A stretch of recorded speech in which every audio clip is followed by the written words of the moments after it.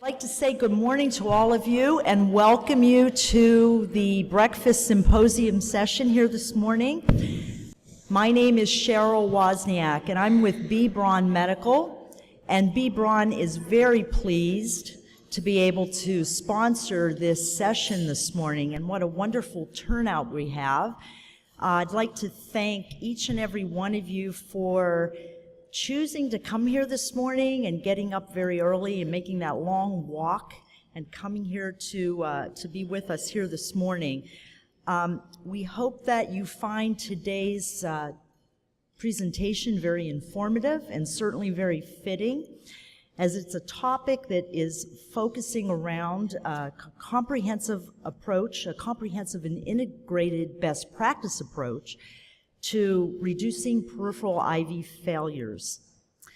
And we are very pleased to have two very leading experts in vascular access speaking here today, and that is Ms. Lynn Hadaway and Dr. Gregory Shears. I'm sure that almost all of you out here know both of them, and they really probably do not need an introduction. But if there's anyone out here who is not familiar, Ms. Hadaway has more than 40 years of experience in infusion nursing and adult education.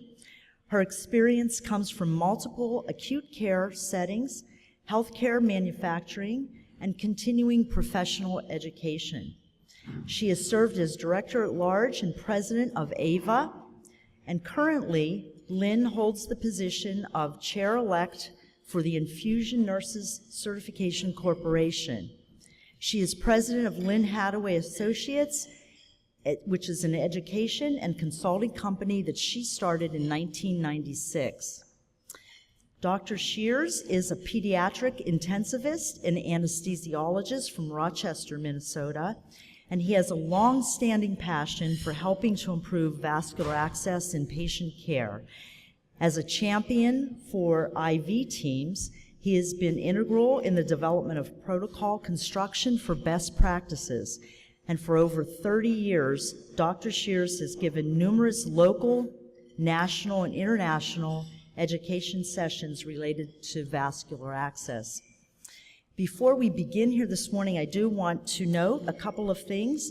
You should have received an evaluation form when you came in the door. This is a CE session. You will be getting 1.5 contact hours, and you need to complete this evaluation form and clearly label your email address on the form, and then hand that to one of the folks in one of the B. Braun shirts as you exit today. Also, we have handouts. They're seated at many of the seats at the table, although there may not be enough of them with the crowd we have today.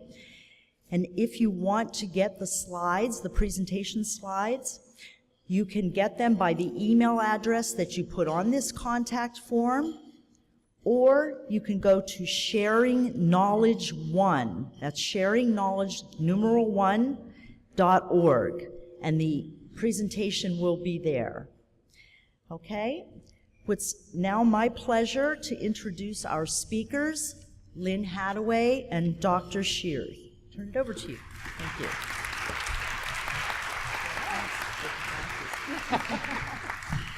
Good morning, everyone. It's great to see such a great crowd here, but I guess you're here for the breakfast, right? Okay. So, we've been through all our financial disclosures. You've seen our information before. So why are we talking about peripheral catheters? Why is that such a big deal? Well, this is a picture from a surgical nursing textbook I found many years ago, prowling around a bookstore outside of Boston. This is from 1950, and this shows a diligent nurse who's standing there regulating the drip after the surgeon placed the catheter. And you can see the patient's arm strapped down to the bed and not moving at all. So that was more than 50 years ago. We've come a long way, but really not far enough. There's high failure rates associated with peripheral catheters. We've all seen this data from the Helm study and know how frequently these catheters can fail, with all kinds of complications listed there. The other factor is the expense. This is from a 2016 study where they reported that premature catheter removal, peripheral catheter removal, is a tremendous financial burden, up to $17.5 billion annually in the entire world. So this is costing us more than we might have thought in the past. Short peripheral catheters, do we think of them as a necessary evil? Maybe. These are some situations that I've been involved with. The first one on the other side over there happens to be the arm of my father. When I got to the emergency room after the EMS had transported him, this is what I found. The catheter was not adequately taped, it was not visible, and it was not infusing. And the ER nurse said, "Oh yeah, we stopped it because it wasn't running, it clotted." I said, "Okay, take it out." The one in the middle is an Abraxane extravasation from a legal case a few years ago. This was the situation, the condition of her arm 100 days after the infusion occurred. So you can see how devastating this was to this breast cancer patient, a single mother that had to deal with this for many, many years. The other is a surgical scar after fasciotomy to decompress the compartments. After surgery, you can see how life-altering a scar like that could be in the function of the arm. We can change this. We have the power to change it, whether we want to accept it or realize it. The power lies with us to change this. Good techniques plus appropriate technology is going to make positive outcomes for our patients. So, our objectives this morning would be to, first of all, identify the best education and training practices for competency assessment, then to analyze the factors choosing the most appropriate devices for peripheral venous sites, evaluate the method for assessing venous structures, and then last to formulate the plan of care for peripheral catheter management during its dwell time. So who's inserting peripheral catheters in your facility? The common theme that I've discussed this morning, we've heard for years now, and the complaint from everybody is that this skill is not taught in pre-licensure education for any profession. Mainly nursing schools is what we focus on, but pre-licensure education just kind of doesn't cover this. But remember, any professional education is there to create an advanced beginner. We're not trying to be proficient at anything when we graduate from our schools, whether it's medicine, pharmacy, nursing, whatever. We are an advanced beginner. We can't possibly have mastered everything and be totally proficient when we begin our practice. There's just not enough time within that school structure to become that proficient level. Hospitals and your first employer carry part of that responsibility to help develop that skill. But on the other hand, there is the National Council of State Boards of Nursing every 3 years does a survey of new graduates to find out what their practice is like. The last one was in 2014, and they surveyed 6,000 nurses who'd recently gotten their licensure. 85% of them reported that their job did include inserting, maintaining, and removal of peripheral lines. So they're going into this without the adequate training, without the adequate skill development, and that's the problem. So who's responsible for this skill acquisition?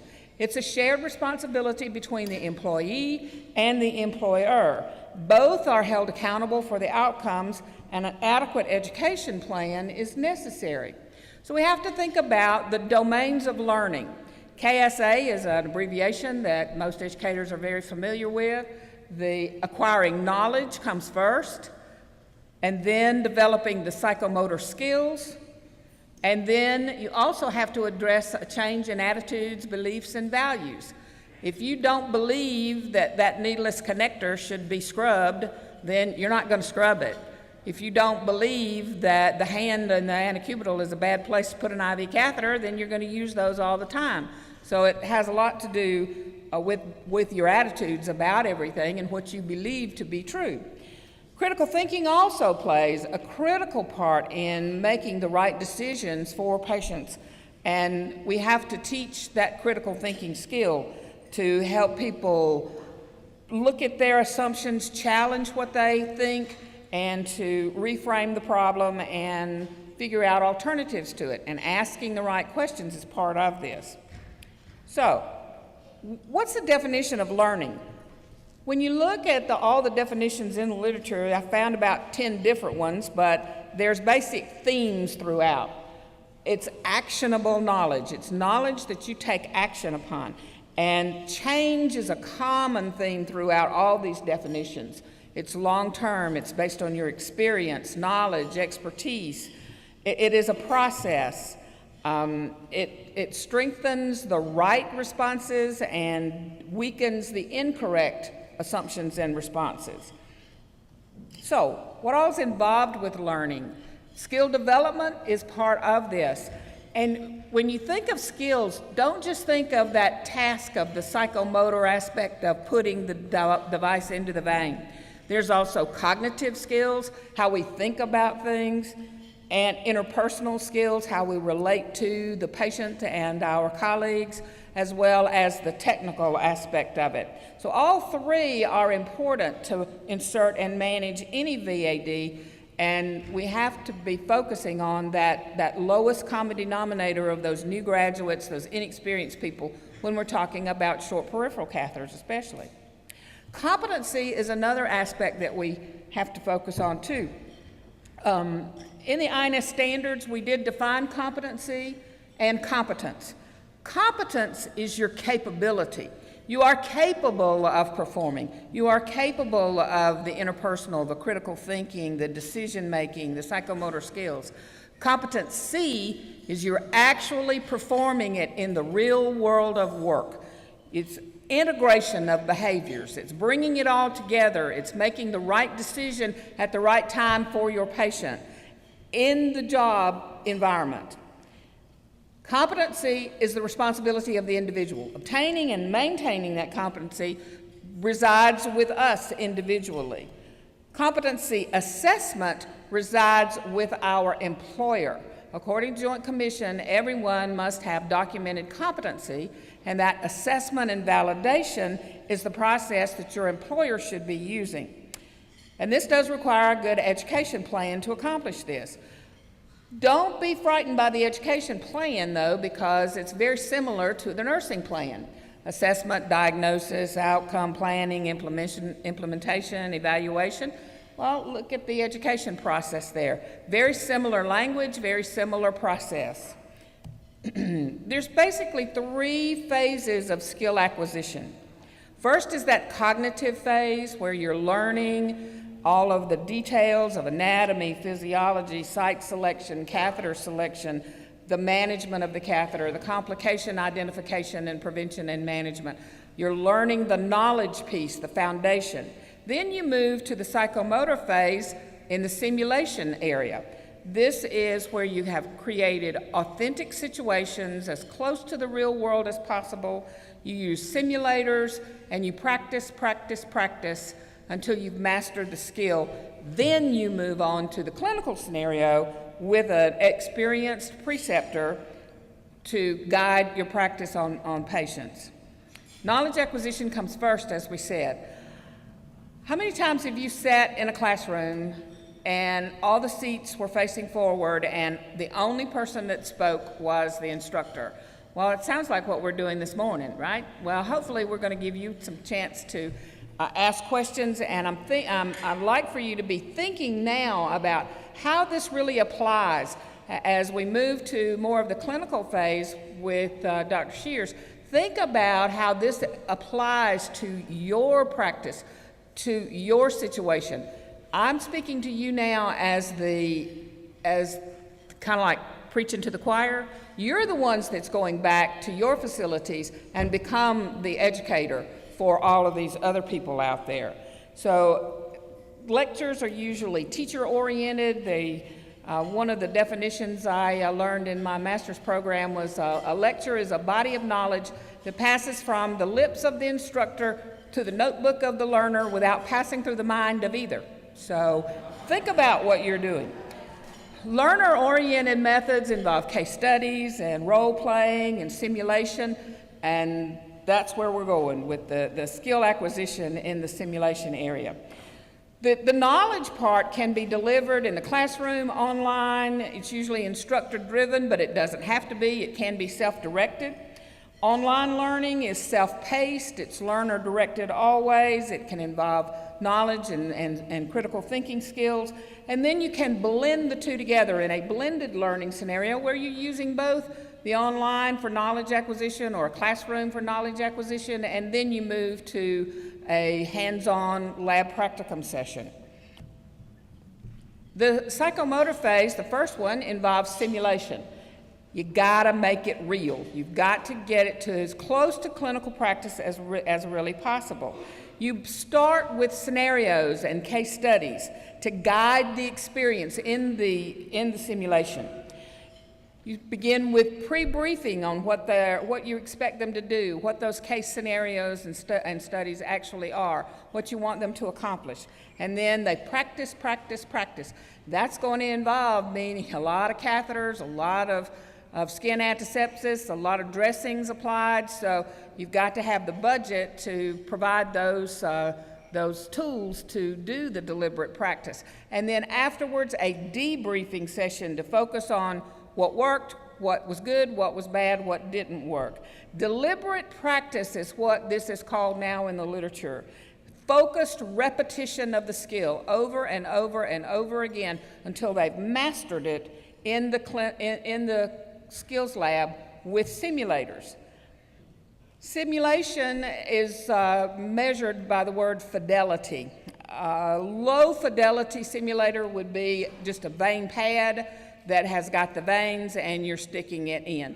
Medium level would be step up to a pad that gives you a blood return. And then the high level would be those computer-based virtual reality session or devices, employing computer graphics, get more of a sound and tactile experience with those devices than with the other medium and low level. I imagine our budgets are only going to accommodate the low and the medium level for the most of us, though. There's issues with simulators, as we talked about, the cost, the storage space, cleaning them. All of those resources are needed, and they do affect your budget. Remember, no venipunctures on healthy volunteers. Your peers are not going to duplicate the clinical scenario on patients. It's not going to be possible. So the risk to that peer volunteer is too great. And the standards of practice now do say no venipunctures on volunteers for learning purposes. You move on to the phase 2, and you're involving a preceptor, both in phase 1 and phase 2 of the psychomotor phase. This is a skilled person who likes teaching at the bedside, likes teaching in that skill laboratory, likes to support and counsel the learner. They have the skills, both the clinical skills to put the catheter in. They also have those interpersonal skills to facilitate the growth of the skill development. They give engaged feedback in a positive way. They reinforce those desired behaviors to get the learner to develop as needed. In the clinical phase, that preceptor is the one to follow you into the clinical scenario, and this is for the transition to actual patients. The initial competency is one where you might have some people in your hospital that will become very skilled and proficient with practicing 3 to 5 times in the skill lab, and they've mastered it, they got it, and then you see that in the clinical scenario they can do it easily with 2 or 3 times. Then on the other hand, you've got those others that are challenged in their manual dexterity, and it might take them 25 or 50 times to practice in the simulators before you even allow them to get to the patient. Remember, there's no numbers. There's no magic numbers here. 3 times does not give you anything. So orient the number of times you're going to repeat this procedure toward the level of and the skill of that individual person. Then there's ongoing competency as well. And again, there's no magic numbers here. If you insert X number in a given period, that doesn't guarantee that you are competent. De-skilling can occur over time as well, where you lose the skill if you don't practice it, and it happens faster with those that have less experience. We also have to consider moving or the transfer of learning. Once you get finished with that skills lab and that deliberate practice, then the preceptor moves with the student, the learner, to the clinical world. Now, this involves a lot of coordination and collaboration between managers, between learners, between the education department and the preceptor before, during, and after the educational piece. It does you no good to go to the educational piece, go through the lab, and then wait 6 months before you actually get a chance to put it into a patient. So coordinate all that, make sure the manager is willing to give this learner the right patient assignment so that they can learn this skill and transfer it quickly and hone that skill down easily. Measuring performance is with a skills checklist usually, where you've got all the steps listed and it's a yes, no, and you've got usually 1, 2, or 3 times when you're going to observe that patient, and that goes in their file and then you're done with it. There's some drawbacks to checklist only. Many of them have not been validated, although there is now one 28-item checklist in the literature that has been assessed for inter-rater reliability and consistency and process validity. And I encourage you to look at that study and find that to get those details of that checklist. Documenting competency, though, is not really dependent upon a checklist. Those of you that are really young or from other countries may not understand this cartoon, but I bet people my age will. If you take just a minute to see here, the nurse is standing there saying, everything looks okay, tubing's not kinked, so why does it keep beeping? With the roadrunner in the bed. Competency is that integration of behaviors. It's putting it all together, and that can only occur in the real world of work. Another approach is documenting competency with a global rating scale.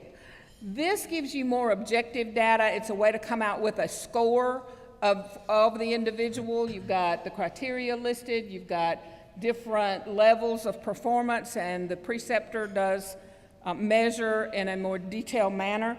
So this may be a way to overcome some of the deficits of a checklist only. I could not find an example of a global rating scale for peripheral catheter insertion. This was taken from some respiratory literature, but it gives you an example of what we're talking about here. So hopefully we're going to be getting to develop these global rating scales for IV insertion. So we need to throw the old process out. The old process was see one, do one, teach one. That's gone. Forget it. Don't even go there anymore. The new process is learn the knowledge, see by observing the procedure, observing others doing the procedure, practice, practice, practice on the simulators, prove that you have a mastery of the procedure with the simulators, then move to patients to do the procedure and maintain your practice by continuing to perform the skill. So, now with that, we're moving on to Dr. Shear's portion.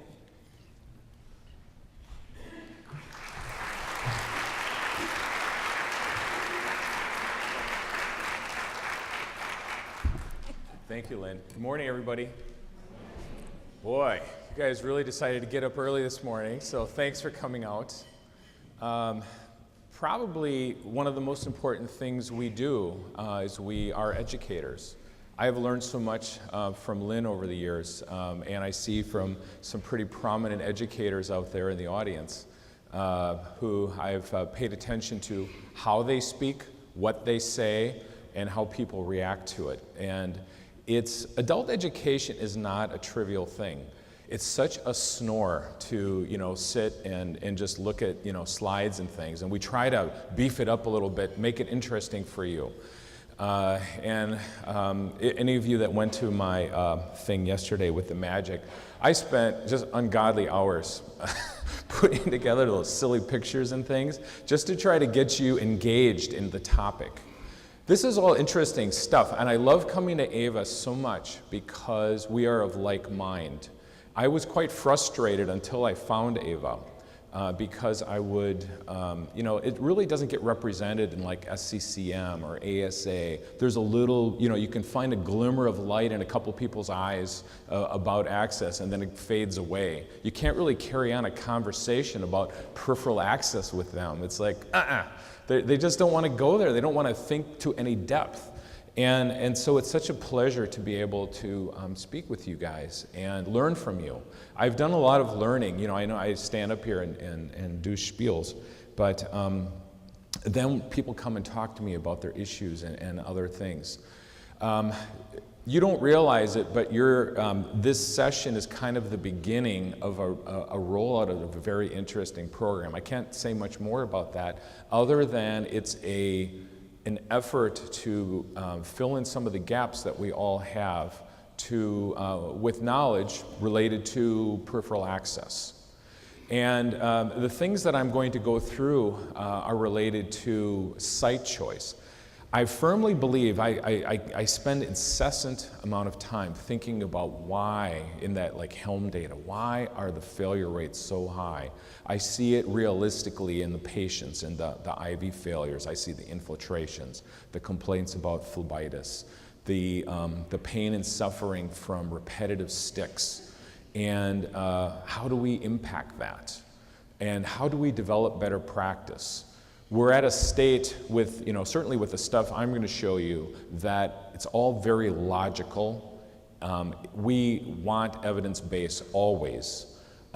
We have to start taking some of the logic, create hypotheses, and then test. So if I can encourage any of you to think about this stuff, it isn't as logical things that I hope you say, let me run with this, let me try to test it, because it's impossible for any one person or a couple people to do this. We have to pull together and try to work on these things because we have these huge gaps, and we need to push our wealth of knowledge forward together because it's a big stone. So anyway, if I can get this to work or not. Oh, bumper. Huh. Can I have the next slide? I have a better one. I can get that. There we go. So this is a paper every one of us needs to have on your set of references. Interestingly written by a cardiac surgeon of all people, but they brought together very nicely all of our troubles from the past. Prospective randomized, prospective observation, and retrospective studies are summarized. Oh, now it's working. And the high rate of failure is amazing. We commonly don't track our outcomes because we don't have the resources, and it's not a priority in our hospital systems. So we don't even know what we're doing. The few times that we've actually done it internally at my place, it matches this. We have these rates of failures despite the fact that we have cream of the crop people doing the thing. So it isn't, I don't think, as much the people, if they're focused on this task and know what they're doing, there's other components to it that we're just getting wrong, and we've been creating or doing these same errors over time. Lynn showed, we've been doing a lot of the same stuff for a long time. We've had a little bit of incremental advance, but there's other things that, there's other things we have to tackle to make this better. Oh, this is gonna frustrate me, dang. So, I think this is not only our Constitution or our Bible or some word of that prominence for patient care, but this is the series of lines that will help create the value proposition for vascular access specialists. It is our ability or inability to deploy an optimal vascular access encounter that will help us rise out of this pit of inadequate appreciation for the job we do and the attention that we pay to it. People do not pay attention to vascular access in general, and yet it is the core of everything that we do in the hospital system. You know the numbers. 90% of the time, we're giving some form of access to patients that come into the health system. So they can't do their job without us, period. And if we don't do our job well, the patient suffers. There's lack of satisfaction. There are more complications. The costs increase. So it is critical, to the best of our ability, we not only apply these ideas, but we try to, within our system, develop strategies that it doesn't have to be a thought process, it becomes our culture. Wherever you can, there are leaders, many, maybe most of you are leaders in your system. Create opportunities for order sets to say, this is the way. If you expect to teach and people to remember and do it, my experience is it doesn't happen. You have to be so doggedly persistent, and then you get new people. Or that wonderful clinician retires on you for, they didn't even talk to you about this, So these things happen. There's turnover. There's so much turnover in nursing now. It's terrible. There's like this biggest brain drain. So we have to establish frameworks, and one of the ways that I've found successful is order sets, in which this is the way we do it, and by default you have to do it this way. You have to order a 4 French pick. You can't order a 5 French pick as your first choice. You do strategies like that to try to encourage proper behavior. So we must provide and encourage others to provide pre-access assessment. How many viable venous targets does a patient have? We as a community need to figure out what is the minimum number of veins a patient should be allowed to have when they walk out of a hospital. Doesn't that seem like a bizarre concept? I think that that's right, because too many patients go out venodepleted. Wouldn't you like, if you were a patient and you were coming in emergently, wouldn't you like to have a nice vein that somebody could access, and rather find the expert that happens to be on vacation to access you? Wouldn't you like that? Shouldn't there be some minimal number of veins that we don't touch? There probably has to be some kind of a priority system where we're looking at how many viable veins a person has, and below this criteria, they should be directed to one form of vascular access, and below that, hands off.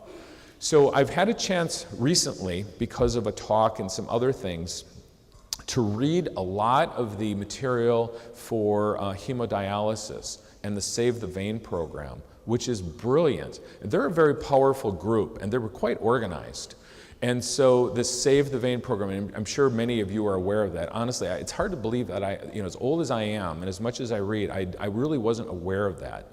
I knew, of course, as we all do, that patients that have renal failure above, grade 3, we shouldn't put anything in their forearms or upper arms because of the need to create fistula. Well, they have a really nice program available, and they really talk about, for them, they want you to focus, for those renal failure patients, focus on the hands. We need to get a little bit better organized and think about, how we tier peripheral vascular access, get patient advocates, things like that, where we make people aware they should help preserve their veins like we try to preserve the forests, keep the water clean, things like that. We can't take our resources for granted. Veins are resources. We can't use them up without thinking about tomorrow. So we have to get into that mindset. That begins with applying these principles and doing pre-access assessment. I'm going to show you practical ways I think that makes sense to do that. We have to spend time with the patients. We're so rushed these days. We're always asked to do a million things. And honestly, sometimes we get beaten down. And because, we have to do all our other stuff, and we forget that we have a human on the other side, and we need to spend time and understand, well, what are your issues? Medicine shouldn't be like McDonald's, where we're in and out through the, the drive-through, and we give no regard to the human on the other side of that vein. That is wrong. We have to understand the individual, and we have to know what is it that they need to help them get through a terrible time in their life, be it cancer or heart condition or whatever. We need to spend time examining the patient, and then because of our knowledge, we can be consultants. We can say, you know what? You really don't have very good peripheral vasculature, or you have great peripheral vasculature. This is what it's going to look like in this hospitalization if we do 10 IVs. On average, they're going to last maybe 2 days, but it seems like after a couple days, after people have picked the best one, it's going to go, well, now it'll take 4 sticks for one, and then 5, you know how it goes. We've all been there. So education and partnering with the patient. Remember, as we try to practice ethically, the first pillar of ethics is autonomy, and autonomy means getting informed consent. And that doesn't mean this is going to hurt and then proceed with the procedure. That means these are your options. This is what you may need. These are the options. And if they're a competent adult, what do you think about that? What would you like? Because it impacts their hospital stay and their course. We need to then select and optimally place, and I must say, we've gotten really good, I think, with that optimally placed part amongst the people that are doing it, that are paying attention. Nurses had it a long time ago. Physicians are finally kind of getting there, with paying attention to the bundles and best practice. So that part is pretty good. Next part, not so good. Boy, there's a lot of clever people out there. We need better ways to engineer compliance of interfacing with lines, because I see breakdown of compliance and inadequate asepsis constantly with critically ill patients or patients in the OR.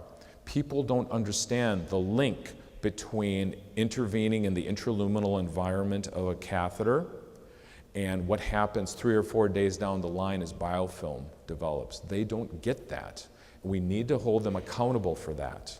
I don't know how to do that. Do we have to video everything? I'm not sure. I think we have to force an engineered approach to how they interface with it, because making them grab a swab, grab a cap, whatever, it's not working. It is inadequate. Education is great. It only goes so far, and then it breaks down, and people aren't doing it. So we can do a great job putting stuff in, but if they don't walk hand in hand with us and do best practice as we're going along, you still get a CLABSI. You still get complications. So we're in it together. It's not an isolated event, so we have to partner, educate, and encourage best practice. Call people out. If you see a doctor going into a room without washing his hands, say, hey, did you wash your hands? We're nurses. I want to encourage you to think of the world as horizontally integrated. It is wrong. The old days with all that vertical hierarchy, nonsense. Nonsense. We're all people that are doing different tasks to help patients. Break down those barriers. We are all the same. We have just different skill sets. So there are no priorities, there are no hierarchies. We are all focused to help the patient. So break down those barriers, call people on the carpet for misbehavior. If you can place the line appropriately and care for it, at the end, you're going to have a significantly reduced number of complications compared to now. So everybody will be satisfied. It's embarrassing Press Ganey had to take away looking at dissatisfaction with lines and phlebotomy. We need to be paying attention to that more. That is a critical part of care. So everything else I say is really based on this, and I think we have to have this imprinted in our brains that we constantly apply it to the best of our ability. Next slide.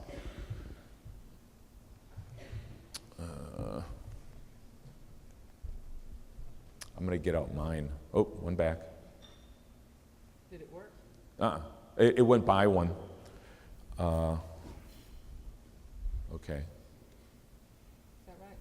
Yeah, it's not running though for some reason. This is a really nice video, and let's see if I can make it behave. It's classic. There we go. It worked great when I tried it initially. So I have come by default to using near-infrared for my pre-screen. And I know many of you are saying, you're glassing over, we don't have this thing, whatever. I challenge you, I want you to think about this, because I think about this a lot. How can you rapidly screen somebody for the adequacy of viable venous targets? I want to take you down a logical pathway. If you agree with me that you have to know how many viable peripheral venous targets someone has before you can really understand where they are in terms of the choices for vascular access devices, what their hospital course is going to look like, what their ability to tolerate serial sticks would be, does that make sense? I don't see any other way around it. You have to know how many viable veins they have. I'm not talking about squiggly nothings you can't access. How many real segments of veins do they have that you could put an IV in if you had to? Then, not only that, of those choices, how many of those are actually straightaways that you could deploy a full catheter that's not going to be bumping up against a valve or a tortuosity or other? So my mornings, like let's say when I'm in the OR, my mornings are very crowded, busy. I'm asked to start 3 cases, let's say. It might be 3 kids or, a chronically ill adult and 2 kids or something. So I don't want to keep my surgical teams waiting. So I'm going in there, I'll grab my near-infrared, and I'm going to do a very quick scan like this, and I'm going to look to see, okay, where are the targets? Where are the places I'm going to go? I'm not putting on a tourniquet initially. I'm just scanning, and then, okay, left arm. It looks like a really nice target. I'm going to focus there. I put on my tourniquet. I do my prep. I do my placement. As part of my secondary assessment is I'm looking for valves and I'm looking for blood flow as well. And then I move on to the next place because it gives me efficiency, it gives me speed, and I'm picking a better target. Next slide. So INS, I love INS. They have, thanks to Lynn. Lynn is one of the folks and others in the room that have driven evidence-based practice, which we all must strive for. We have huge gaps, unfortunately, with our stuff, but again, nothing's perfect. We have to work towards as much evidence as we possibly can. We know we shouldn't put catheters across joints, have veins of adequate size, and forearm is preferred over hand. All this other stuff is logical. It isn't proven, but it is very logical. If we could, wouldn't we pick a vein that has adequate support of the sub-Q? Nobody wants to go place in a 90-year-old with no connection between the vein and the tissues. That's going to be a complication. The veins are like tissue paper. So you look to see if there's anything better. So we want healthy vein walls. Wouldn't you prefer having a straightaway? You're not going to put an IV catheter in a vein that goes like this unless you have zero choice, right? You'd never purposely choose that. Wouldn't you rather put a catheter away from valves so that you're not interfering with gravity flow or the dang pump isn't going beep beep and it's not the Roadrunner every time? And wouldn't you prefer to have good venous flow? How do you determine that? If you're good at ultrasound, you can look at Doppler. But otherwise, actually, again, with near-infrared, you can sweep it, and then you can watch the blood flow refill. It's like in real time. So you get a sense. There's no numbers that they create with that, but you get a sense. So for example, if you deal with the extremes of care and you deal with people with low cardiac output, you'll see very slow venous return in people with low EFs. Or you'll see brisk, very fast refills with the athletes. They've got this just amazing cardiac output and they're just cranking out the blood. So these items are testable, and you're able to actually do it now with technology that's available to you. Next slide, please. So I encourage you to pay attention to these Do you have any more of this, or? I apologize, guys. Give me 2 seconds here. I always travel with my own, and normally I do use that. I've been using theirs, and it's been working fine in other rooms. So, la-da-da. This is my life in this bag. Yeah, I just need you to plug in that. It's hard to be a rambling talker and then to not have a way to click. There we go. There you go, man. Thanks. Yay. So that'll take a second.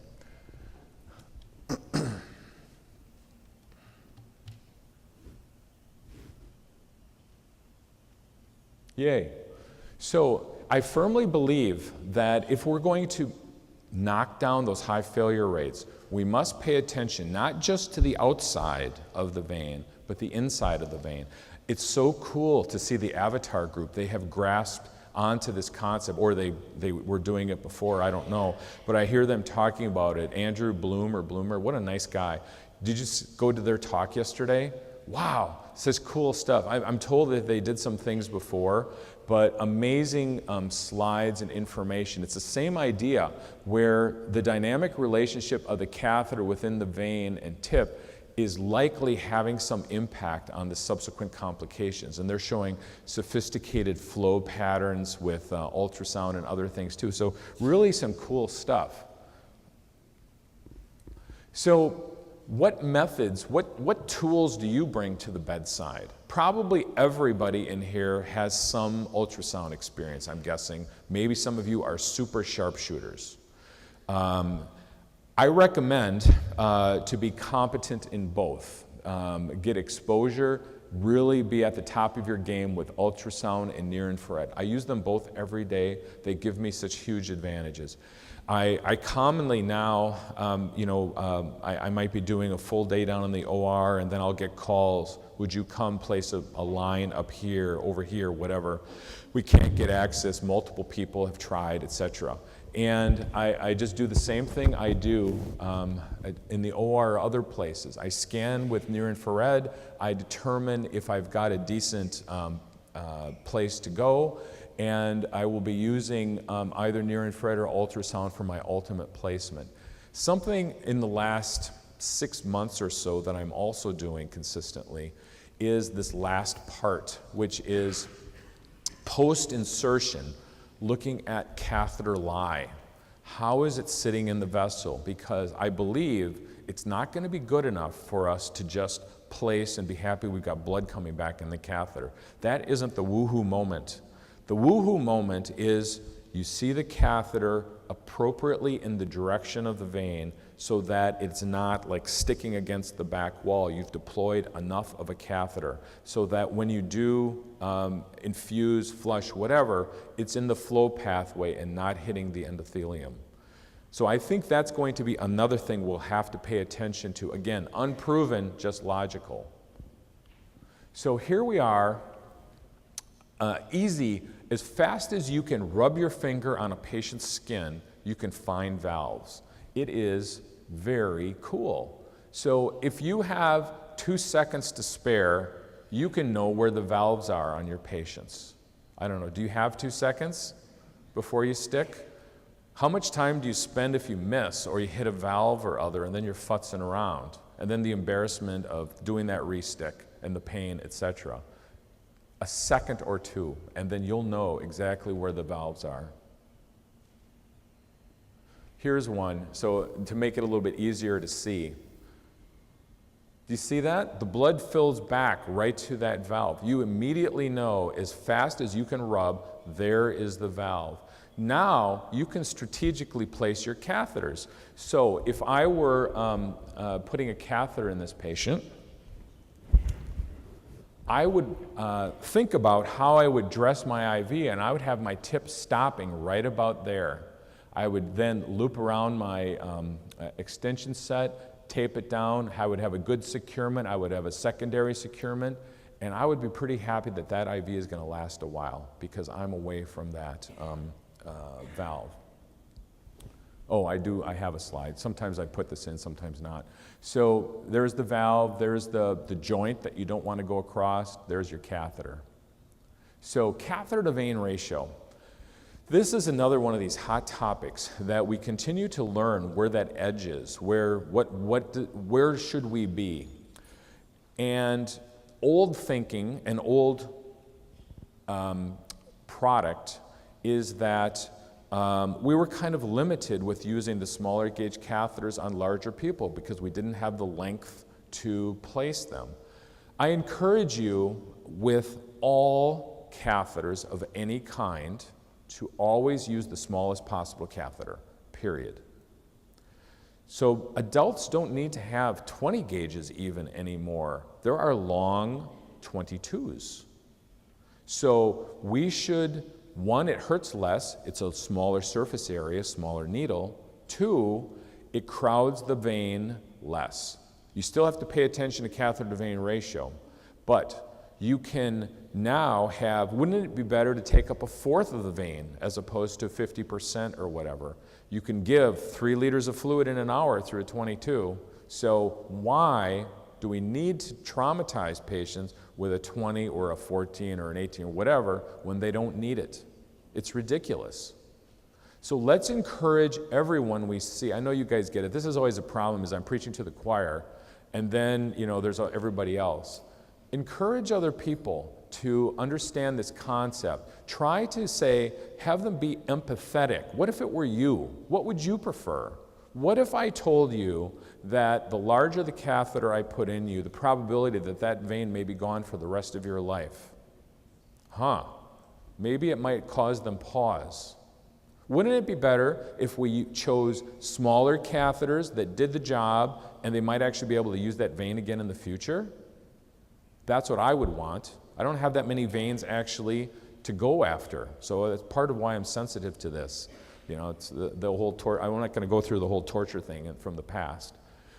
There's some interesting but limited studies around this, and more information has to be built on this. But it's, again, logical. If you look at the physiologic consequences of having too large of a catheter within the lumen, because remember, a catheter is not a one-dimensional or two-dimensional item. It takes up volume, and it alters the flow pathway. So Dr. Naifong's study that put a wire in a cylinder and looked at flow, this is a lab-based thing.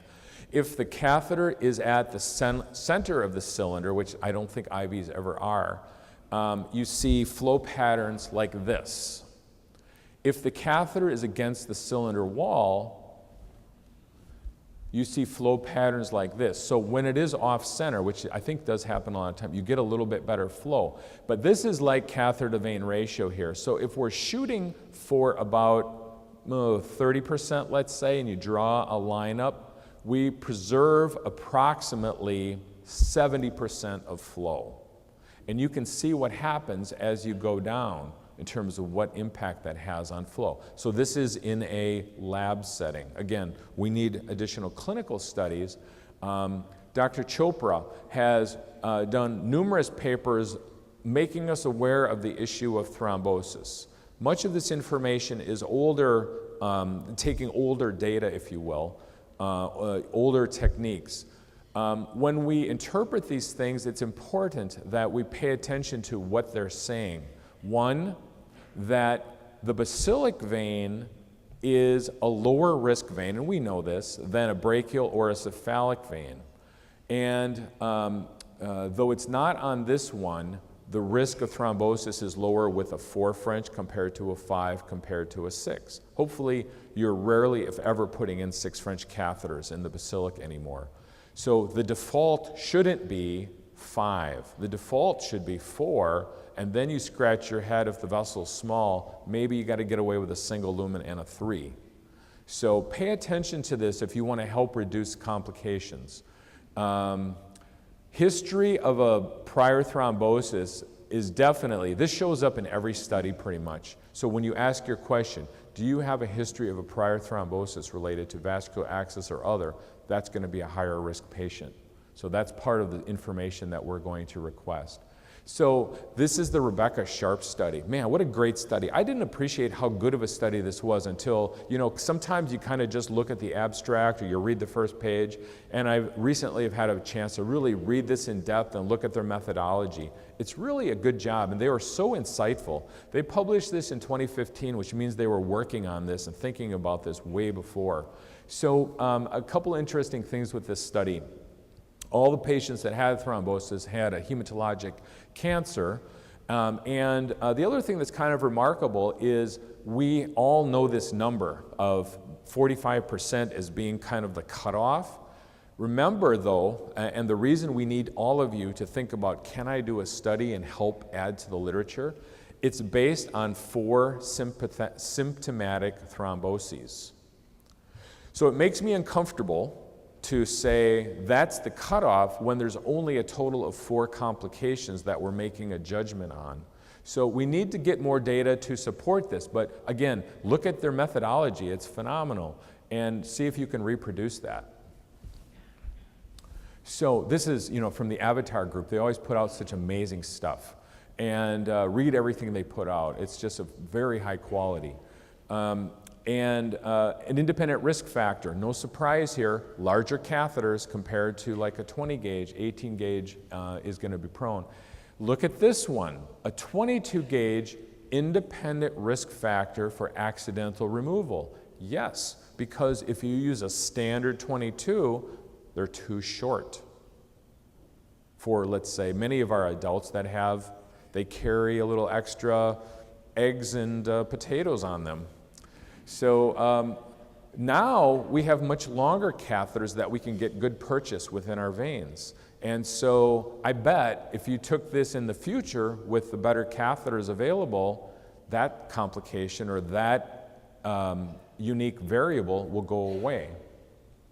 So we know that a suboptimal catheter to vein ratio can result in a vein thrombosis, and that anything within the vessel is going to alter flow and result in areas of stasis. We know that from the pathology literature, and that's another thing, I love doing talks because it forces me to read other things. So I was looking at some of the pathology literature, and did you know that, for example, when you develop a DVT in your legs or other, they typically initiate along valves, behind valves. So that seems to be an issue with regard to initiation. I get into this cartooning stuff. This is all middle of the night, so you'll have to excuse me.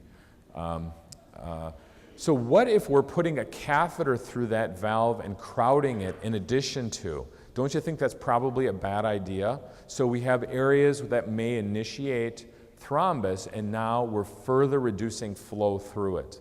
So I think logic says to me that we should try not to have our catheters across valves whenever we can to help reduce the probability. But again, we need to prove it, and it seems reasonably straightforward to do so. So is your catheter reach right? Do you have long enough catheters? Again, it's not good enough to just get blood back. So this is, again, it used to be I was just so happy when I actually got an ultrasound IV in. Now that's quite a few years ago, but I'd do my own little woohoo and then I would go on to my next patient. But I didn't look post-insertionally what the catheter lie was like. And then I started looking more and more and reading the literature about the complications people were having. And sure enough, some of the times the catheter would be lying like this with the tip against the back wall. You know this is a setup for a complication. Either through motion, boink, boink, pop, and you have either phlebitis, thrombus generation, or an infiltration. And if somebody does a pull and you have very little purchase, it's going to be a dislodgement or an infiltration on this side. So we should, whenever we can, apply ultrasound, especially for those deeper veins, to look to see, do I have adequate purchase of the vein? This is, interestingly, this is a phantom. just so I can have uniformity. And this dot means the middle of the vein is 1 centimeter below the surface. Only 1 centimeter. It looks large. It looks like it's a cavern, right? It's only 1 centimeter below the surface. So if you do a relatively direct shot down using a 20 gauge, 1 1/4 standard length, 32 millimeters, this is what you're going to get. So that's what we do all the time before, pre-technology.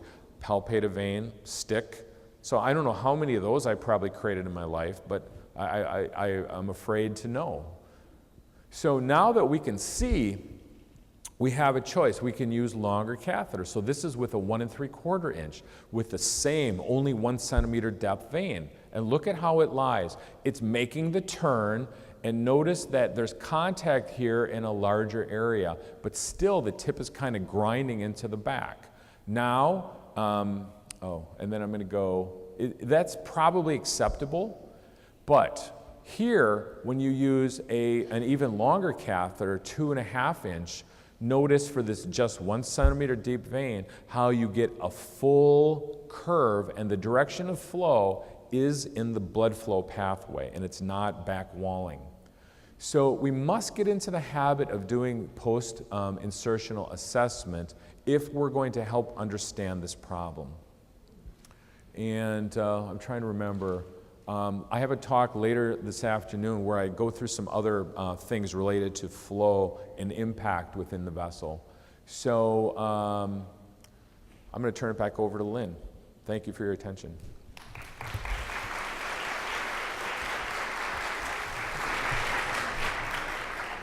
So now that we've talked about how to go back home and educate and determine competency in your staff, and you've got the latest and greatest on the clinical aspects of choosing the site and the vein, now we focus on the management of the catheter after you get it in. Now, there's a lot of changes that have happened in practice when we moved from a scheduled site rotation based on a number of hours or a number of days. We moved away from that.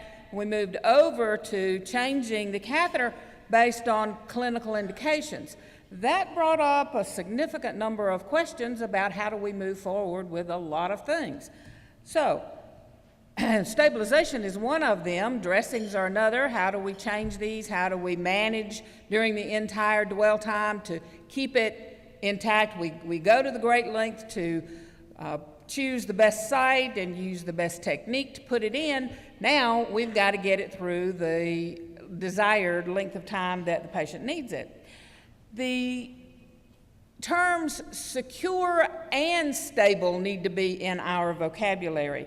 When you look up those words, stability is steadiness or preventing any kind of motion, side-to-side motion, back-and-forth motion, and security would be preventing the dislodgement, preventing some accident from pulling it out. It's protected and dependable and can remain in place.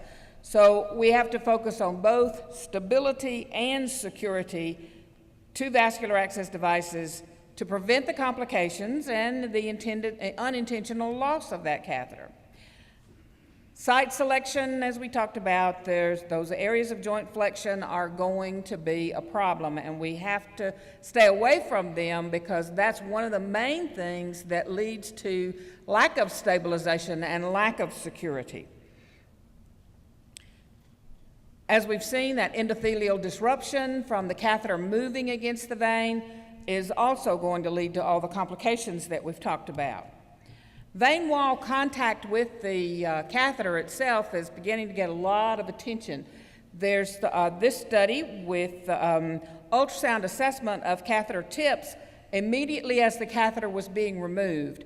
They did the ultrasound assessment before they started to remove the catheter, found that 33% of those images showed the catheter was in contact with the vein wall, and that 44% of them showed subcutaneous edema with that contact or due to that contact.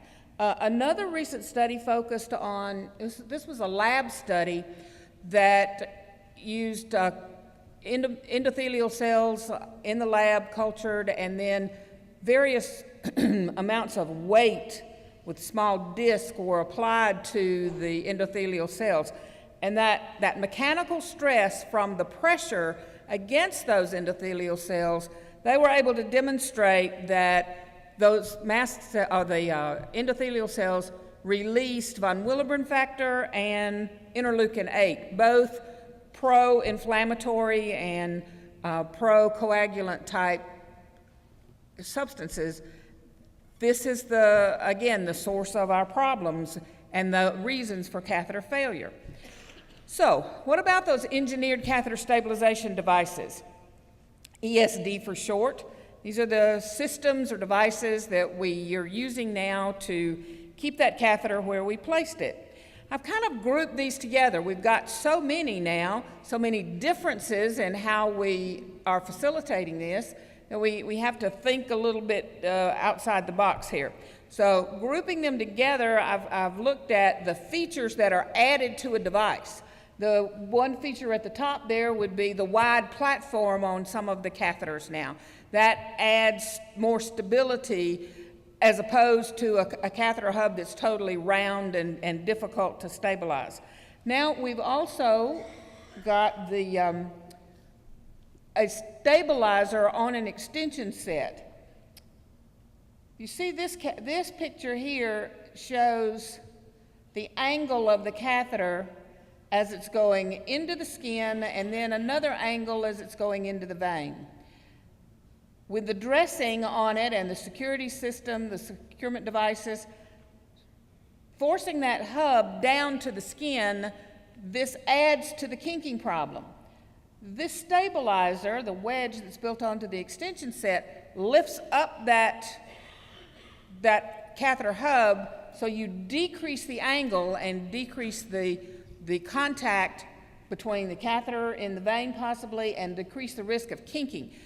I can't tell you how many years I tried to make these with folded gauze pads in many, many different formats to get that wedge where we needed it, to get that angle where we needed it. That was a standard, typical way that we taught all of our nurses to stabilize catheters, was with that wedge. Now we've got one built onto the extension set.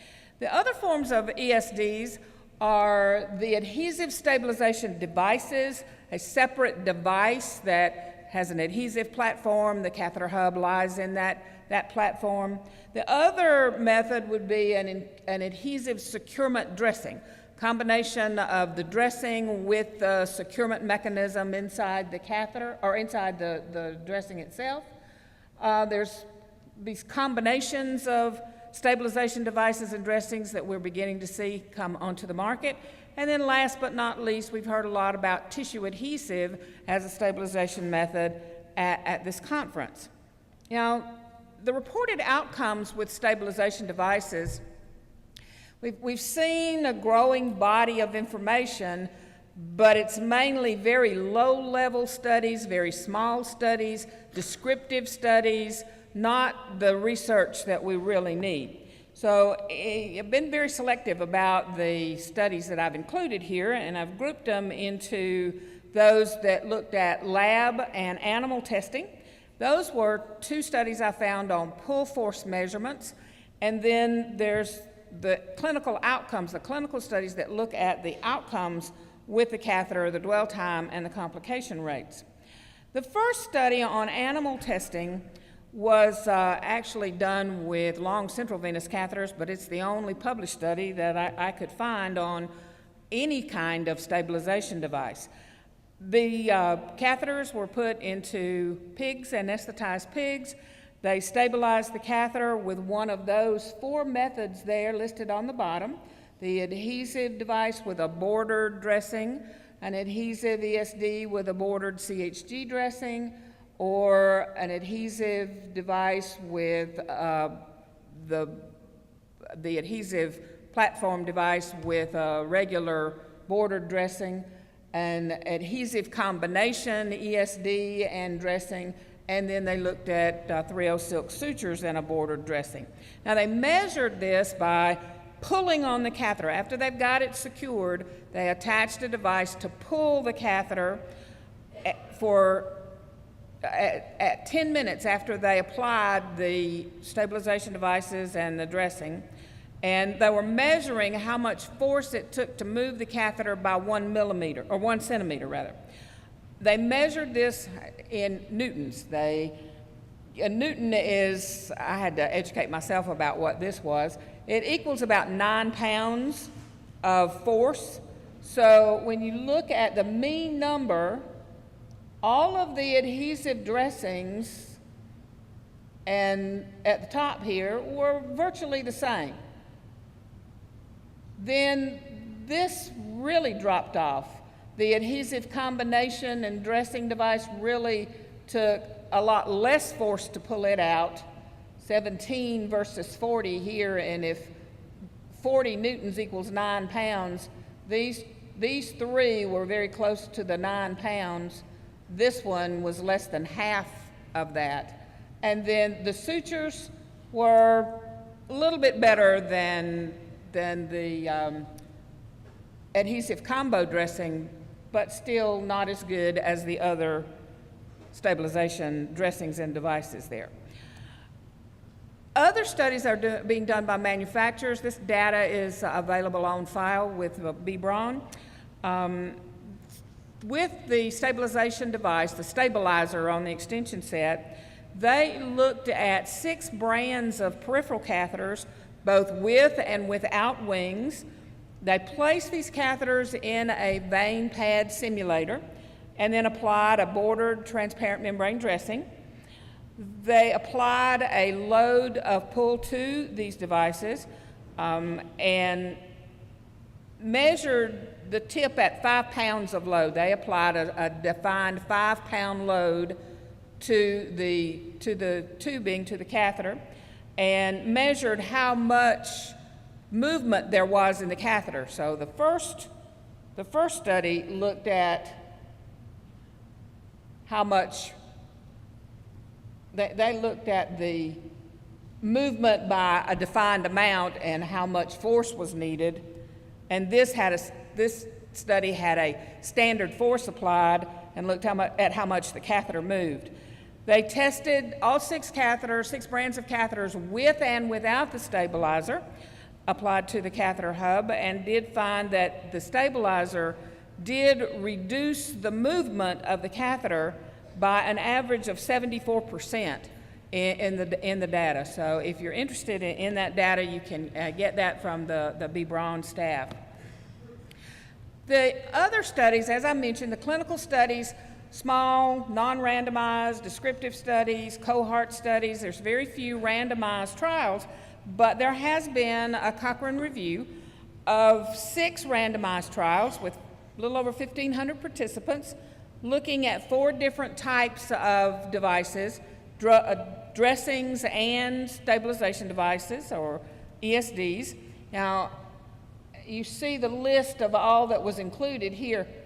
I had to contact Claire Ricard to see what they meant by sticking plaster, and she said that was the phrase used by the authors of the original study, and as best they could tell, it was a Band-Aid. So, when they analyzed all this together, they found that there was no clear single type of device that was better than others. So, number one, we've got to have a lot more high-level research.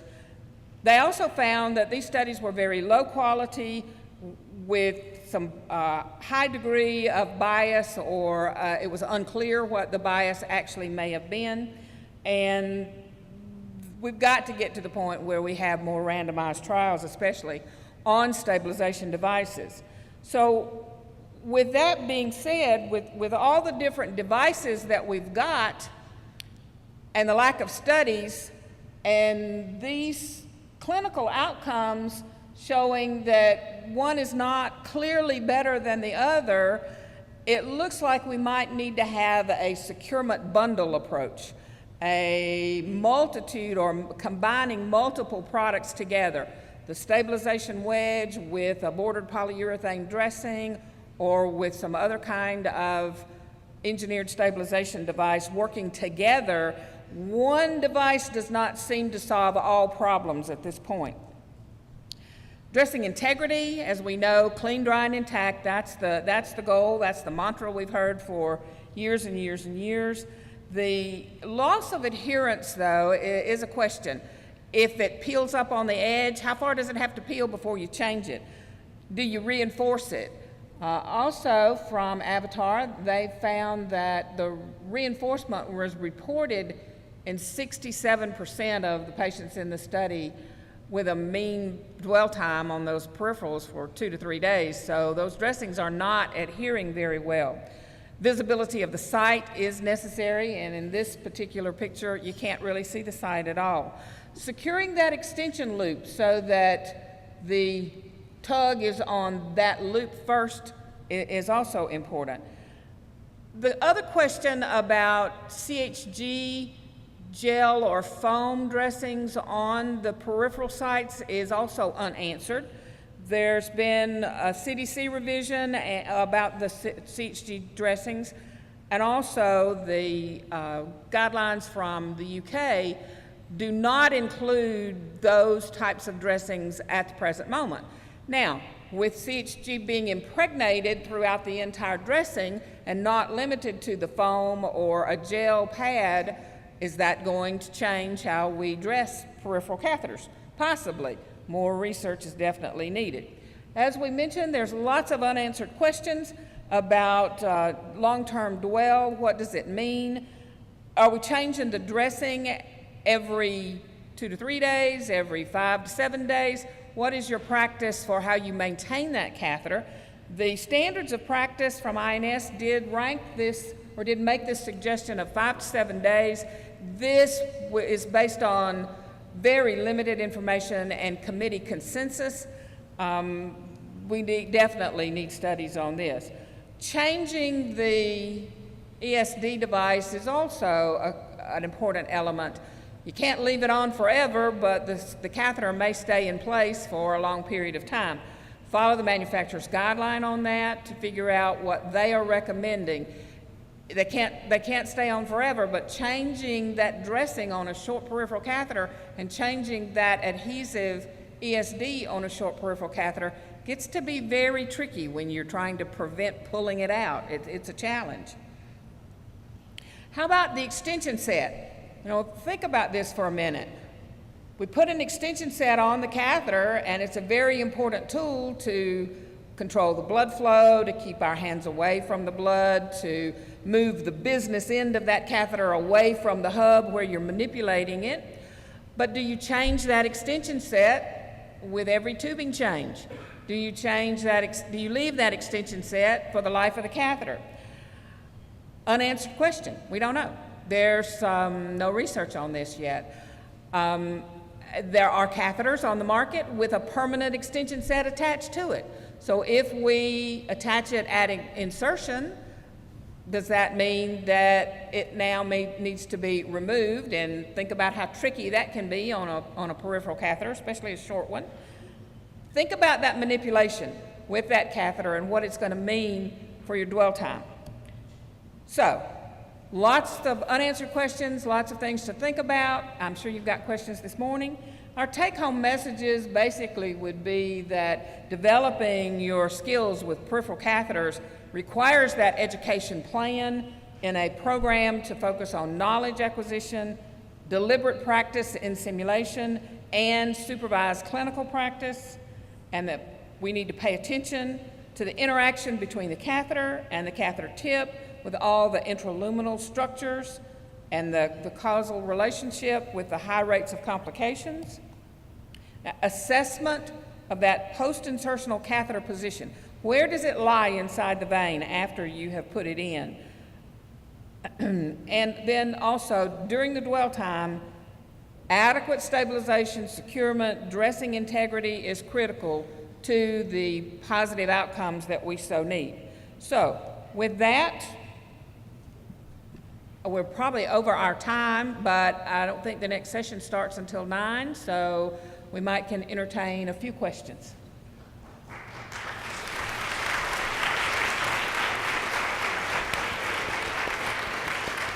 Do we have microphones on the floor? Oh, we have a microphone here and person who's going to run around bringing it to you. Any questions?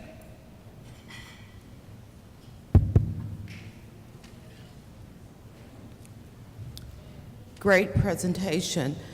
I, about 8 years ago, was taught to do ultrasound IVs, and then when I was taught that if you are in the AC area, you go 2 finger widths above.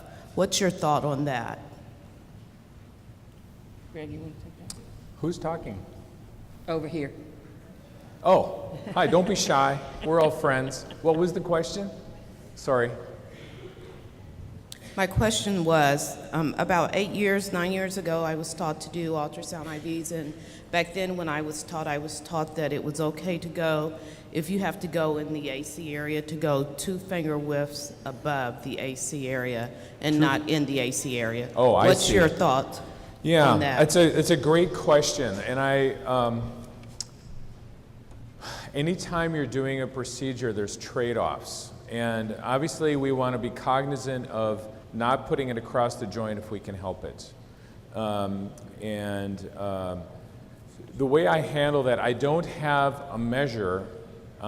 People's fingers are different in length and whatnot. The way I think about it is I'm scanning, so if I'm doing an ultrasound technique, I'm scanning the vein. I'm looking at where it's likely, so we're talking about a deeper vein likely. So I'm scanning the vein, I'm looking for a straightaway. And then I'm also looking how deep it is. And I don't mean to make this more complicated, but unfortunately it is. You have to think about a couple things. How long of catheters do you have? And how much purchase are you going to try to have within the vessel? I've showed you, and this has evolved with time and experience of doing this repetitively. You have to have a good inch in the vein to get that curve and for it to lie flat. So I'm scanning, I know what catheters I have, I pick my insertion site so that post-insertion, my hub is lying here. I know I have to put a lure connector and then secure it.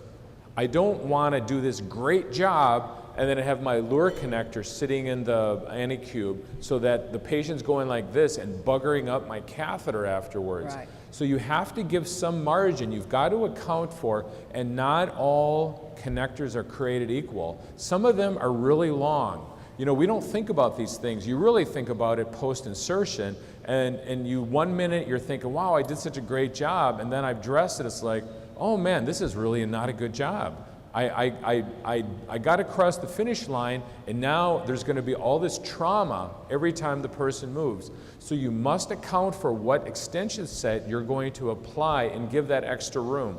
So that's how I think about it, and I apologize it sounds excessively complicated, but in the real world, that's what you have to do to try to reduce, the motion component that probably affects, possibility of developing phlebitis or injury, etc.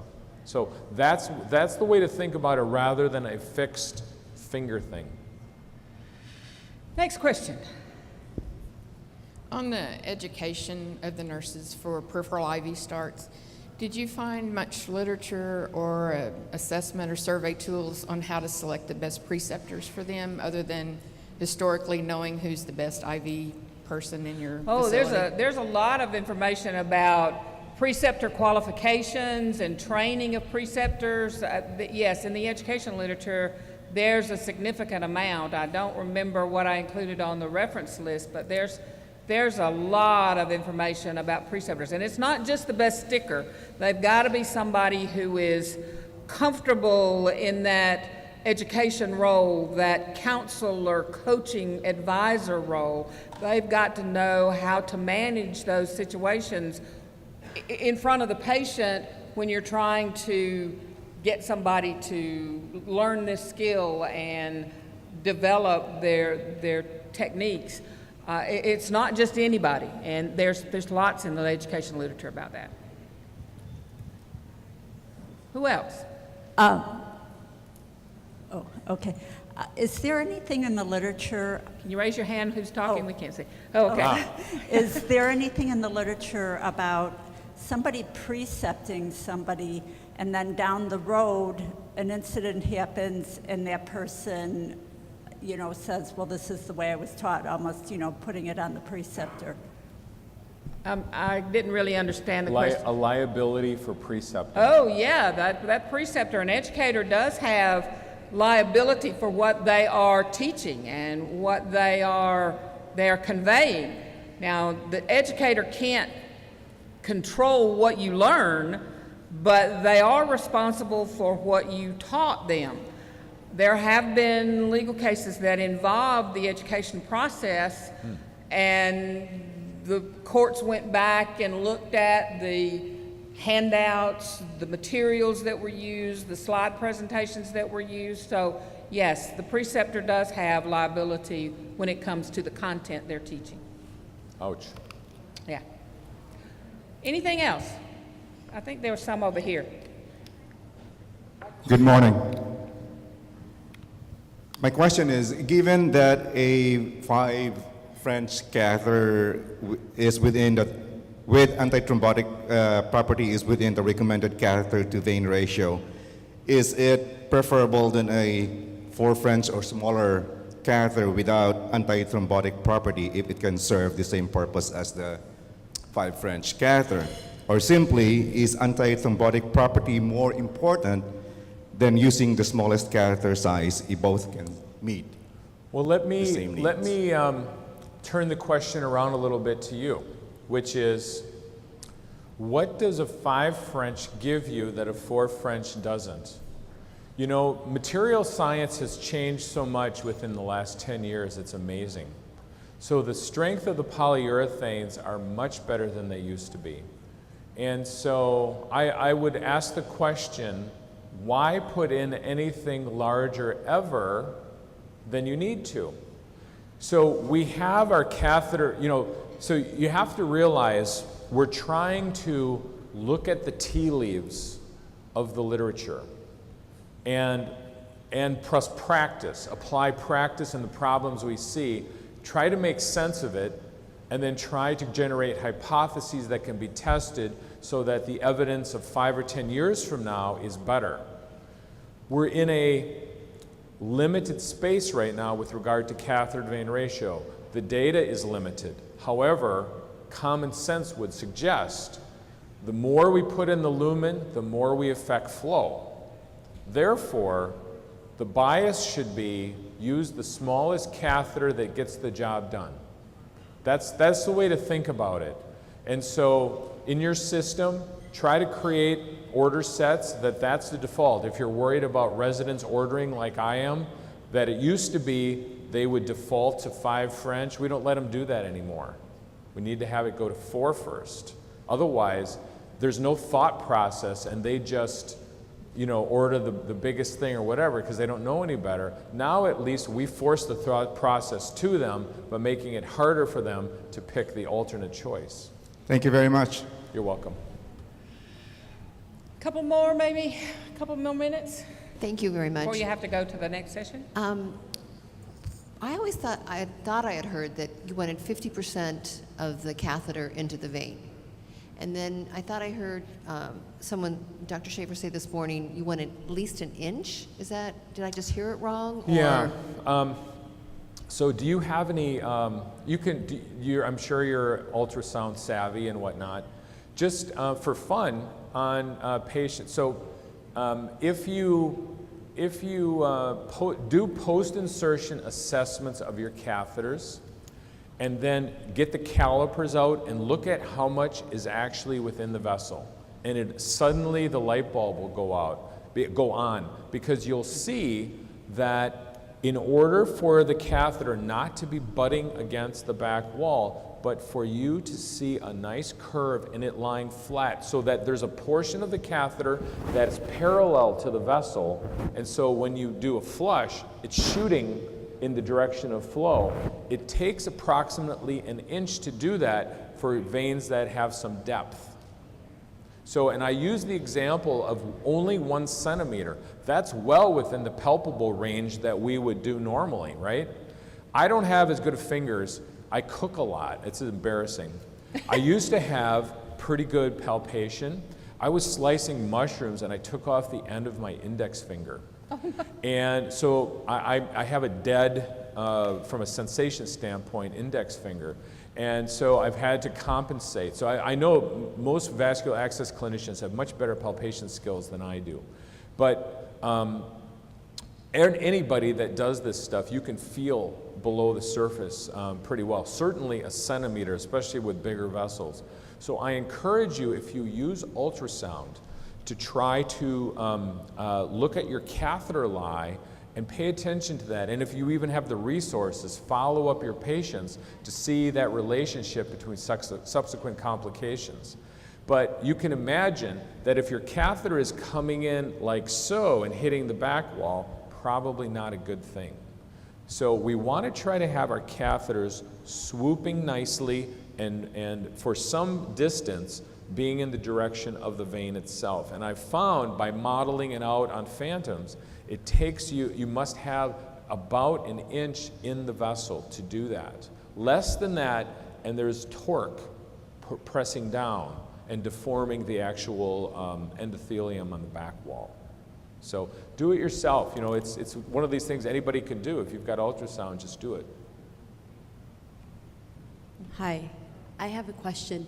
I work in a pediatric hospital. We've been using the 22 gauge 2.5-inch needles. We love it. Yeah. There is a learning curve because I find that it's different than the shorter because of the bend. For sure. But we also have the 24 gauge long. And I have Yes. yet The to 1 use, 3/4. Yes. So I love that thing. Yeah, we've been advocating for Yeah. it for a long time. Yep. The thing is that I have not used it because I'm afraid to put, I mean, this is like from a standpoint of like nurses see a 24 gauge and they're just, I'm like, it's 20 mLs per minute. You could do a lot with this and it's really more the vessel that I'm, so if you see a provider, if I've said this to a doctor before, like your 24s can do so much. It all depends where it lies in the vessel and what the vessel's like. How do you move how do you move away from the culture? Because I have yet to put a 24 long, having the resources, I still don't want to do it because I'm afraid it's, you know, I'm almost like I should just, after this, I want to put more in, but. Be an educator and collect information locally. You know, change is always difficult, but use your experience locally. And I've given multiple talks about the change process. There's a whole strategy you have to take. You can't just say it like, you know, we're just saying it. There's actually a whole process you have to do in order to change culture. And it's not in the medical literature. You will not find good data on this. You have to go to the business literature. And there's one really good book. I think the author is Cohen. You business guys might know it. Is that right, Steve Cohen? And he's got like 7 or 8 steps. And this is from review of businesses. What does it take to change the culture to get them to go in the right direction? Same thing with us. I mean, let's face it, a hospital is a business. It is. Patients are our customers. And it's up to us to do the best job to get patient satisfaction, etc. So if we're going to change culture, you can look at this and say, this all makes sense to me. And if you go through this process, I've applied it within the hospital, this process, and it works. And if you don't do these things, like build on your successes, communicate, grow your team, all concepts. It has to start with, you know, what is your vision of change? And then communicate that vision of change in multiple ways that are clear and concise. Gather a team around it to get buy-in. Make sure that your people are varied so you get all the perspectives. Have your plan of how you're going to do it. Go back and look at what that change process was, you know, and then report it to others. Take another gulp. Grow, and then continue on. And before you know it, you're going to have, this is the way we do things. And that's what your ultimate goal is this is what we do at our hospital with 24 gauges or whatever. One other thought on that. First of all, what's their objection? Are they concerned about the volume of fluid, the type of infusions that can go through the 24? I always ask, actually. Generally, they'll use it. They're surprised when I tell them what it can actually accommodate and what it can do. And I actually show them the needle itself has the information on the packaging. And it's amazing because I teach the PIV class, and when I say that to nurses, they're like, what? No way. And I said, there's so much more to it, and it's just so much related to the That's assessment. why you're the expert. Yeah, that flow rate information, It's- the flow rate is where I was going to get that data to share with them. Now, that flow rate was done in a lab setting, but still, it is applicable to. And I go about it in that way. But Yeah. I get one more question about the 24 or any of them. Is there too much of a superficial vein where you have too much of the catheter inside the vessel, say even going through a valve that you Yes. made? Okay, so 'cause Yes. sometimes I'll put you it in the can't lessons. just say go long and go home. You have to say go long and assess. Sure. You must include that post-assessment part. You have to, I would encourage not going across valves. Sure. I would encourage looking where that tip, you could thread the whole thing and now you're up against a curvature or something. So it's best if, for example, if you're using ultrasound or near infrared, try to look at that distance. What I do is, again, I'm just a simple-minded guy. I get my catheter out and I lie it over. If I'm using near infrared, I just lie it over and I look. Okay, where is it going to be? Where are the curves? And then I identify where the valves are. And I say, I'm going to have to insert back here so that when it's finally hubbed, the tip is going to be 5 millimeters away from the valve or away from that curve of the vein. That's how I think about it. And if the catheter I have in my hand is too long, now I don't have to have catheter laying out of the IV, out of the skin, but I can pick one of 3 and then pick the right length of catheter in order to have the longest purchase I can within there. That's how I think about it. I find it hard to find valves with pediatrics with the infrared. I've tried, Yeah. but generally it's some of the other challenges. Any more? Okay, one more. One last question. Thank you both for wonderful presentations and all your fantastic work. On the post-insertion assessment, it looked to me like you were coming at the phantom or whatever from the side. In plane. Yeah, so for the insertion, for the post-insertion assessment, I typically do an in-plane, so-called in-plane view. So if this were my transducer, maybe it's easier to see. So, like if you had the L25 probe, so rather than out of plane, which is this, I'm going in plane so that the transducer, the ultrasound beams are going down like this. It gives you that whole trajectory of the vessel and catheter, and you can see it. And then what you want to do is slide back and forth so you can see at depth how your tip is lying as well. And I don't know if you went to some of the Avatar group stuff yesterday where they had that, I don't know how many, it's probably $100,000 or greater machine that they got to play with. It was creating those 3-dimensional images and the flow. Did you see that? Yes, that was so amazing. That'll be the future whenever we can afford that. But so anyway, your question. Well, the thing I'm having trouble visualizing is if you're looking at the catheter from above, Yes. and the curvature is along this axis, how are you seeing the lie of the catheter if you can't see it from the side? You can see the lie of the catheter. You saw the image, right? Yeah. You can, how can you see the lie of the catheter? You see it, you see the vessel wall on the bottom, and you see the catheter and its lumen the entire distance. Did you notice that on the slides? I noticed that, but that's with the... That's in plane. That's with your transducer probe coming down like this. Because if you're out of plane, it's the ultrasound beam is a very narrow beam, so it's just cutting down like a CT scan, very thin. I guess it's now, yeah.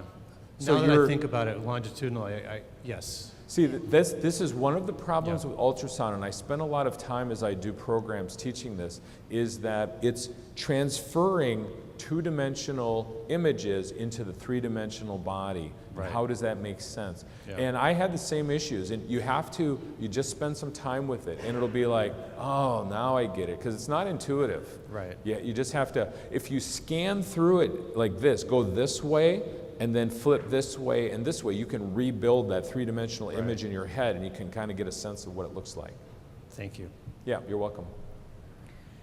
Thank you all very much for coming this morning. Now I guess we need to go on to the rest of our day.